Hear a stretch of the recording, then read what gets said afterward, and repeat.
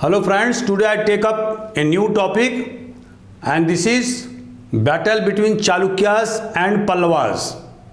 As you know that in ancient India, two important kingdoms were established in Deccan and in peninsular India respectively. They fought among themselves for 200 years and ultimately they finished off, leading to the rise of another dynasties. And I will discuss in detail as to how the battles between Chalukyas and Pallavas unfolded in its long history of Deccan and peninsular India and how it impacted the politics or the economy of India. So my lesson plan includes introduction, who were Chalukyas, who were Pallavas, causes of battles, course of war, and finally conclusion. Friends, as you know that we have now ample evidence and source of information in the form of epigraphic evidence, because from Aihole inscriptions we know lots of exploits of Chalukya kings, and similarly we know from epigraphic evidences about the conquest and exploits of Pallavas. So one by one I will discuss under these points. Friends, if you like my channel, please share and subscribe AJIS Academy Indore on YouTube. This is free channel. Just subscribe the channel, open this, and you will find numerous videos covering Indian history, Constitution of India, geography of India, Indian economy, general mathematics and logical reasoning, general science. So you should not go anywhere. Everything is available for the competitive examinations from UPSC to Provincial Civil Services Examination at one platform. So just subscribe my channel AJIS Academy Indore on YouTube. Friends, now I start the proceedings. First of all, introduction. And before introducing you about the battle between Chalukyas and Pandavas, let us study the map. Friends, you see this is the map of India, and now in 590 AD, because you know that both the dynasties sprang up in the second half of the 6th century AD, and so this is the map of India in 590 AD. And according to this map, what you see that Guptas, the great Gupta dynasty already declined, and now in its place late Guptas, although they were not connected with the main branch of the Gupta dynasty. So this is the late Gupta who ruled over Patliputra, then Mokharis, you see, and its capital was at Kannauj. Later on, Kannauj became the center of gravity. I mean the center of political gravity of Hindustan for the next 500 years. And so whoever captured Kannauj, he became the master of all India. So in the next lecture I will discuss about the tripartite struggle among the Rashtrakutas, Gurjar Pratihar and Pal dynasties for the purpose of capturing this Kannauj. Now the Kannauj, earlier its capital, Mokhari had its capital at Kannauj, but Pusibhutis and particularly Harshvardhan, who belonged to Pusibhuti dynasty, he switched over his capital to Kannauj, and thereafter Kannauj became the center of political gravity for the next 500 years. Now, in Gujarat, you see that this is the Maitrikas. Another dynasty was formed in Gujarat because after the decline of Gupta dynasty, India was divided into so many kingdoms. There was no central authority which could command respect from all people. So we see that how Burmans, late Guptas, Pushibhutis, Maukharis, Maitrikas, these kingdoms sprang up and they declared themselves independent. So now in Deccan, what you see? A new dynasty that is called Chalukyas. This is, and its capital was at Badami. Earlier its name was Vatapi.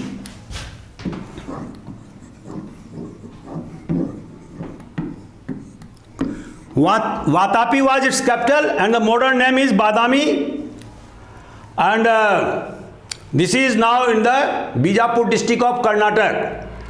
And again another dynasty sprang up and that was called Pallavas. Now friends, you see the Pallavas, it had its capital at Kanchipuram, present day Kanchipuram, and so the struggle started between two great powers in Deccan and peninsular India. Friends, as you know that Chalukyas had different branches. The main branch functioned from Vatapi, modern Badami, and another branch was formed at Bengi. Later on, when Rashtrakutas captured power from Chalukyas and they made their capital at Manikhet, somewhere around upper reaches of Maharashtra, on the bank of Godavari river.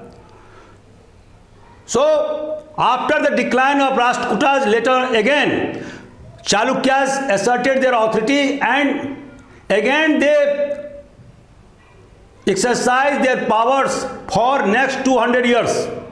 So you see that different branches of Chalukyas ruled over the Deccan areas for 500 to 600 years. And at one time Chalukyas were most powerful power in the entire India. So now you see this is the river and this is called Godavari. Now the another river is Krishna, this one, and the Vengi was located between Godavari and Krishna river on the eastern side. Now it is situated in Andhra Pradesh. And another river, and that was the Tungabhadra, the subsidiary river of Krishna river, this one. So this way you see that this is the Doab between Krishna and Tungabhadra river became the bone of contentions between different kingdoms of Deccan and southern India for 1500 years. You see that after the demise of Chalukyas and Pallava dynasties, Rashtrakuta and Cholas again fought over the control of this Doab because it had most fertile soils.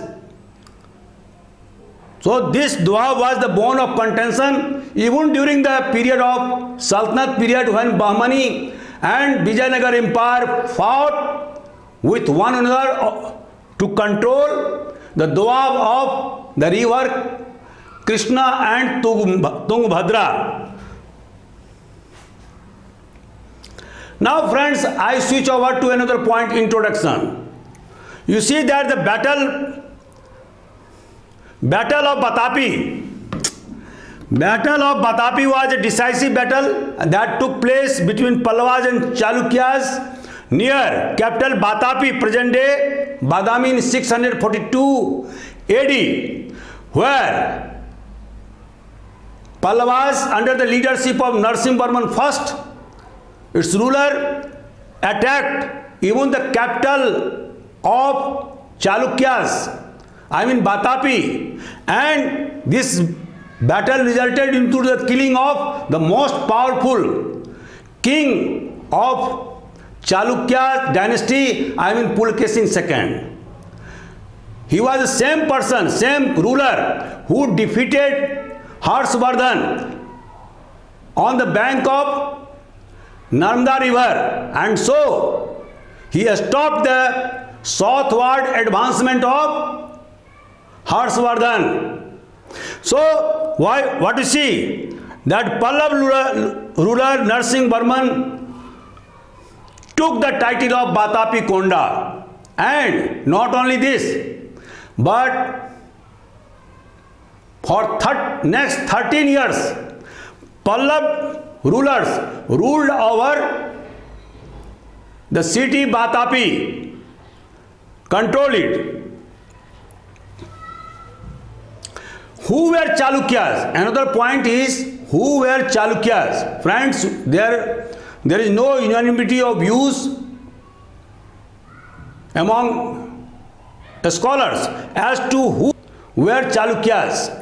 Number one, Chalukyas, according to literary sources, Chalukyas claimed their descent from Brahma, Manu or moon, as it was customary during those days.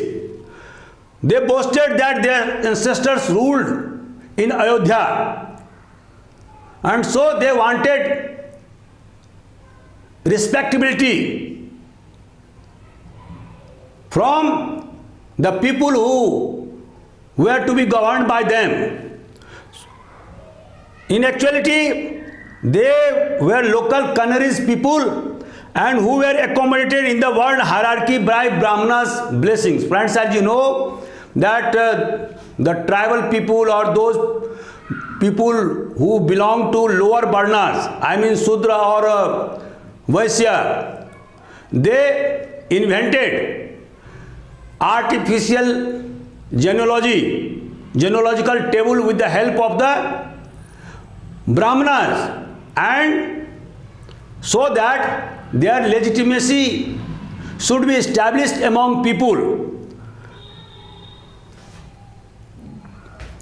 Now, in the second half of the 6th century AD, as I have already told you, Chalukyas established their rule in the western Deccan with its capital at Batapi, the modern day Badami, in the district Bijapur of Karnataka.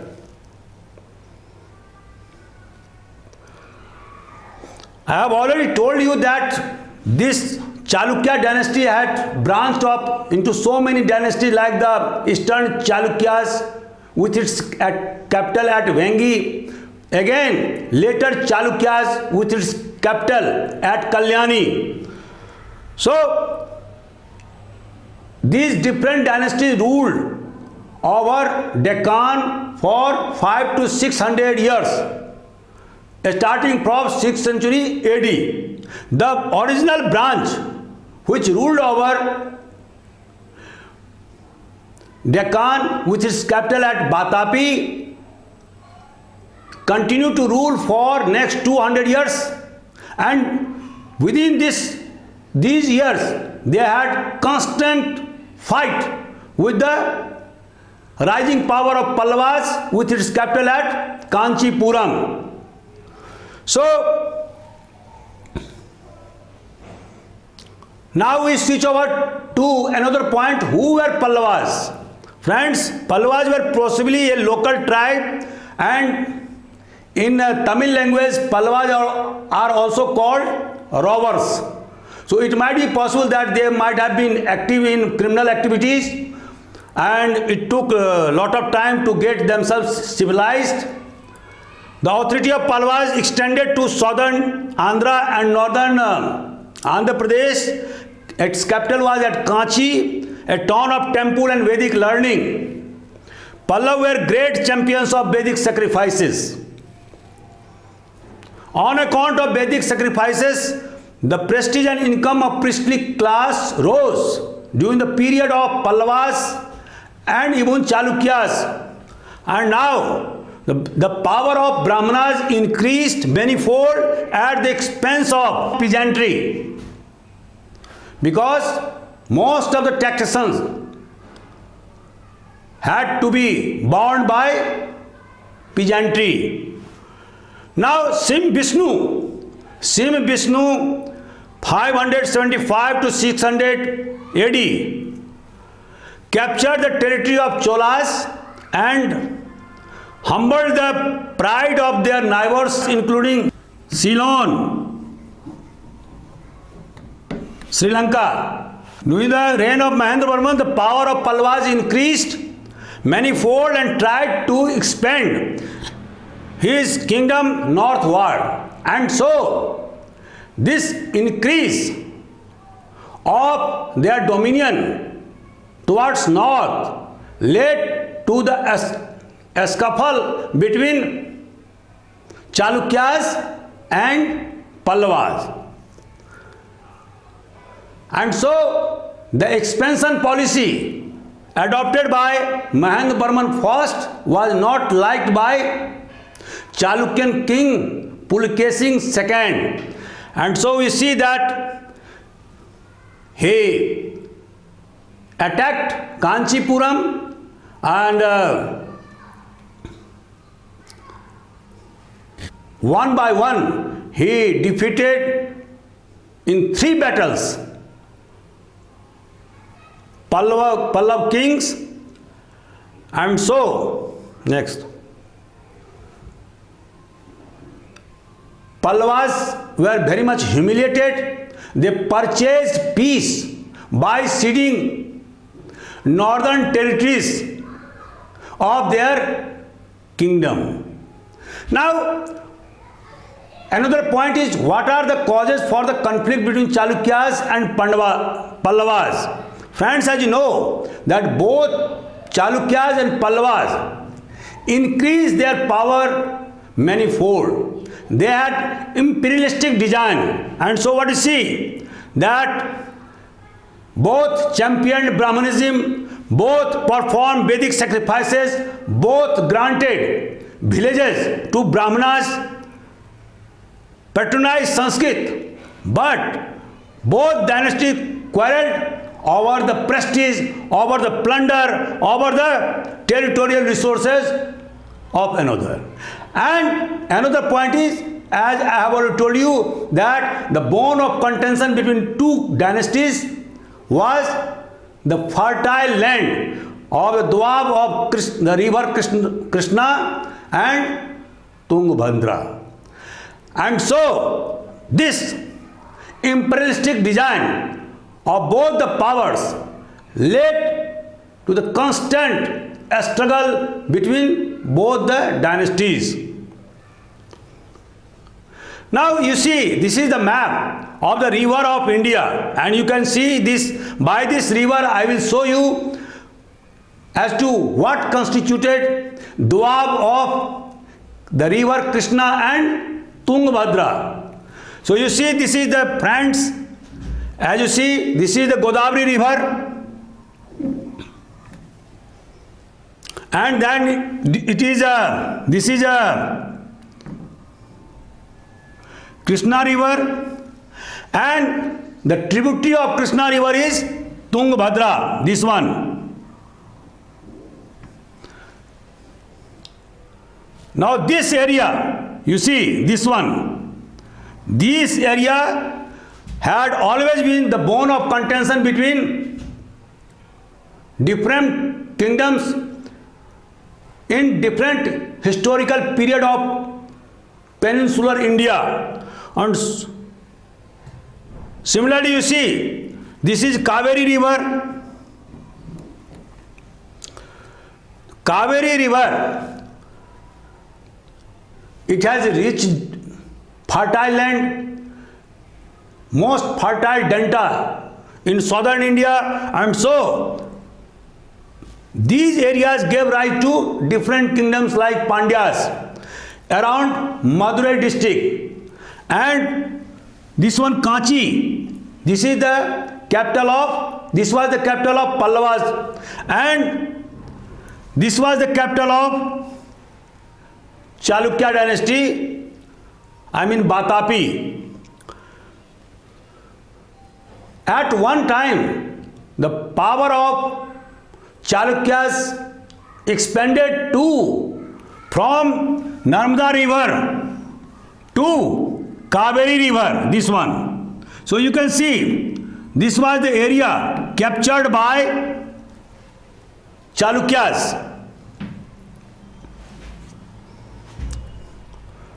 Now, I think that your conception would have been clear. Next. Now, codes of war. Friends, I have already told you that Pulkesin II was the greatest ruler of Chalukya dynasty. He ruled from 609 to 642, and one by one he subjugated the small kingdoms like Kadamba, whose capital was at Banvasi, and then Ganga, western Gangas, whose capital and of Mysore. Then he defeated Harshvardhan and checked his southward advance into Deccan or peninsular India. And again he defeated Pallavas and reached to the capital of Kanchi. Almost Kanchi defeated 3 battles. So Pallav kings were very much humiliated. I mean, at that time, Mahendra Barman first was the Pallav king. He was very much humiliated by Chalukya king Pulkesin II, and peace was purchased by Pallav king by ceding the northern provinces to Chalukyas. Now you see that Pulkesin II also conquered the entire area between Krishna and Godavari, and at one time during the period of Pulkesin II, as I have already told you, the extent of Chalukya kingdom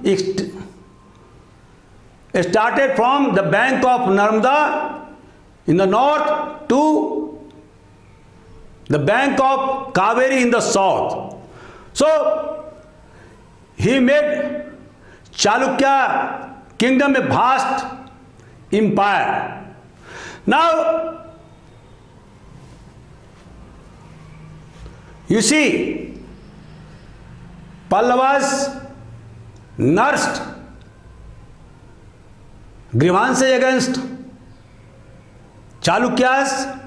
They were smarted under the mighty blow of Chalukyas, so they wanted to take revenge against Chalukyan king Pulkesin II. So friends, you see that when in 642 AD,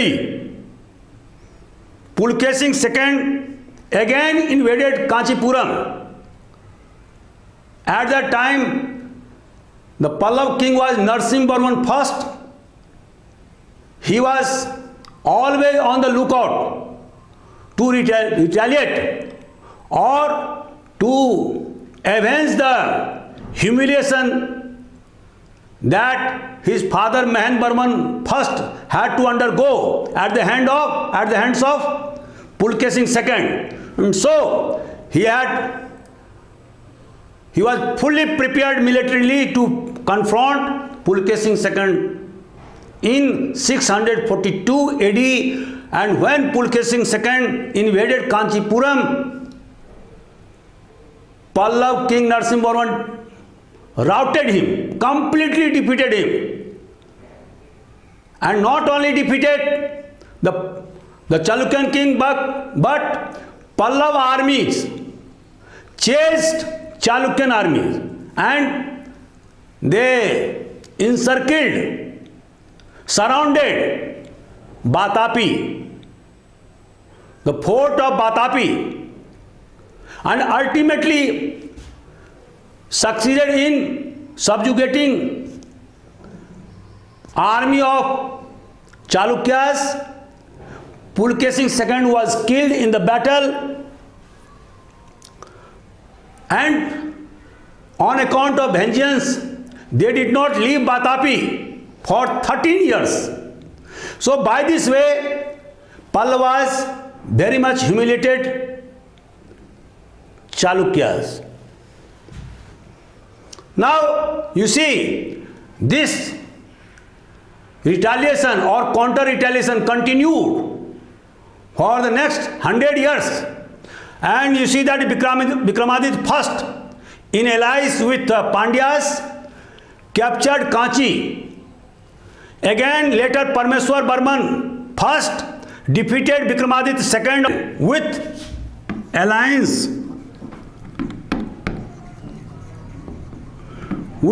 with Chola dynasty. The Chalukya king Vikramaditya II, 733 to 745, overran 3 times Kanchi. So in 740 AD, he completely routed Pallavas. So you see that one by one, he led 3 expeditions against Pallavas and completely decimated the power of Pallavas. Now Pallavas were not in the position to rise again. You see, and this supremacy of Pallavas ended forever. And taking advantage of the weakness of Pallavas, its own feudatory Cholas, under the leadership of Aditya I Chola, captured Kanchi and Toda Mandalam.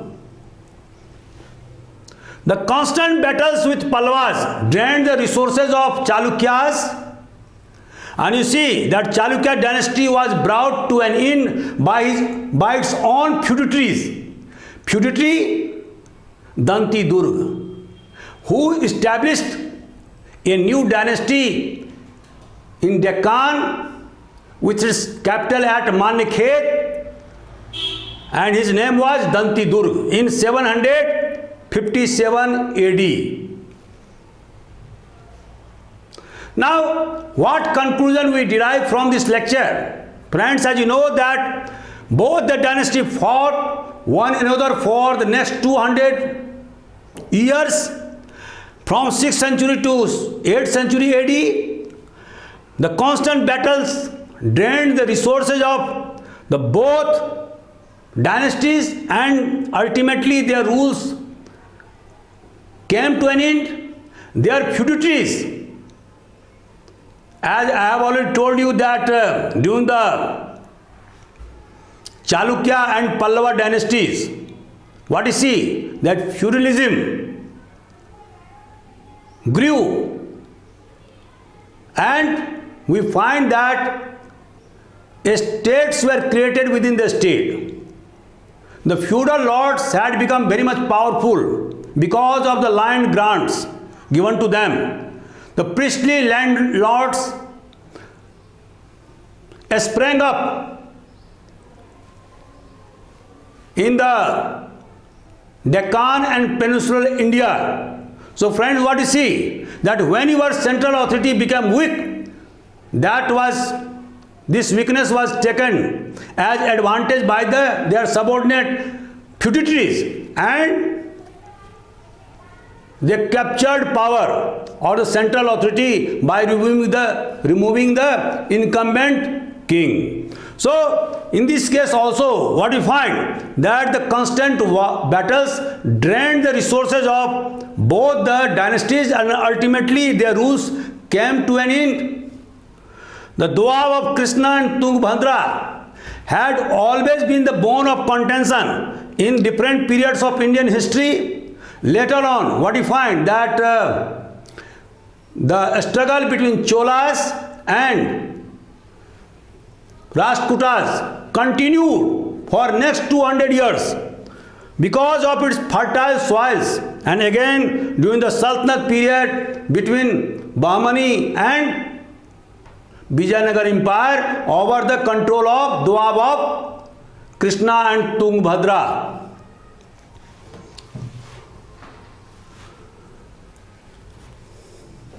So, because of internecine battles among Deccani and Peninsular Kingdom, their resources were drained. Secondly, because of rise of feudalism, on account of large scale land grants to Brahmanas and government officers, estates were created within a state, resulting into the weakening of the power of central authority. Because of these factors, neither northern states nor southern states could withstand the attacks from different Muslim invaders, and the result was India became a subordinate power of India came under Muslim rules for next 800 years. So friends, you see that because of the combination of caste, clan and feudal elements, this cocktail of three deleterious factors led to the defeat of Indians at every wars against foreigners. So I am winding up this discussion. If you like my lecture, please share and subscribe my channel AJIS Academy on YouTube. Please suggest in comment box if you have any. I will be very much delighted. Thank you very much.